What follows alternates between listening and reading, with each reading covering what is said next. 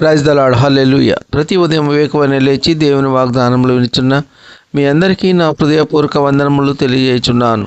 ఈరోజు దేవుని వాగ్దానము పరిశుద్ధ గ్రంథము నుండి సామెతల గ్రంథము 19వ అధ్యాయము 13వ వచనం. బుద్ధిహీనుడగు కుమారుడు తన తండ్రికి చేటు తెచ్చును. ఆమెన్, హల్లెలూయా. మరి నిజముగా ప్రియ సహోదర సహోదరి, తల్లిదండ్రులైన వారు పిల్లలను పెంచే విషయంలో చాలా జాగ్రత్తగా ఉండాలి. ఏ మాత్రము మనము అప్రమత్తంగా ఉన్నా పిల్లలు చెడు మార్గాలలో పయనిస్తారు. ముఖ్యంగా కుటుంబాన్ని కట్టుకునే పాత్ర స్త్రీది. స్త్రీకి కుటుంబాన్ని ఒక మంచి విధానంలో నడిపించే బాధ్యత ఉన్నది.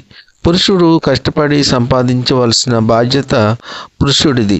కావున ప్రియ సహోదర సహోదరి, ఎన్ని కుటుంబాలు ఈ రోజున దేవుని భయం కలిగి జీవిస్తున్నారు? ఎంతమంది కుటుంబాలు దేవుని యొక్క అడుగుజాడల్లో నడుస్తున్నారు? దైవ సేవకుల కుటుంబాల్లో పిల్లలు విచ్చలవిడిగా జీవించే వారుగా ఉన్నారు. కారణం పిల్లలను సరైన పద్ధతిలో నడిపించలేకపోవడం. కావున ప్రియ సహోదర సహోదరి, తల్లిదండ్రులైన వారు పిల్లలను వారి నడతలను కనిపెట్టాలి. ఎక్కడికి వెళుతున్నారు, ఎందుకు వెళుతున్నారు, ఎవరితో స్నేహం చేస్తున్నారు అనేది కనిపెట్టాలి.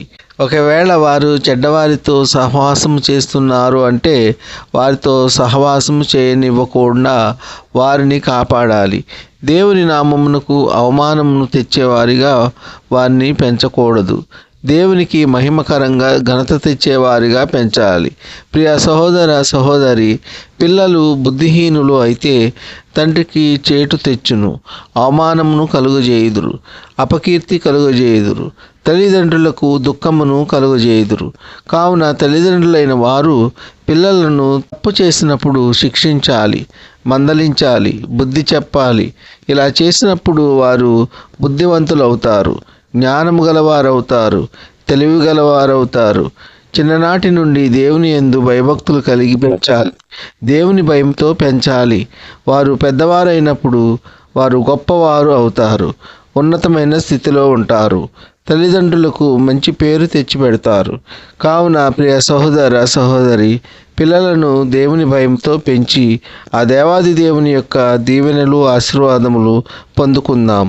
ఈ కొద్ది మాటలు దేవుడు దీవించునుగాక. ఆమెన్.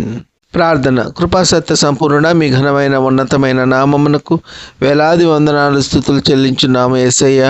మీరు గొప్ప దేవుడవు, శక్తివంతుడవు, సర్వాధికారివి, మీకు స్తోత్రములు.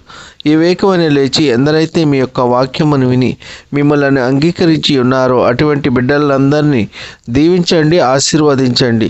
ఎందరైతే మీ యొక్క వాక్యము వెనక లోకము తట్టు పాపం తట్టు తిరిగి ఉన్నారో అటువంటి వారందరూ మీ యొక్క వాక్యమును విని మారు మనసు పొంది రక్షణ పొంది మిమ్మల్ని స్తుతించి ఆరాధించే వారిగా చేయండి.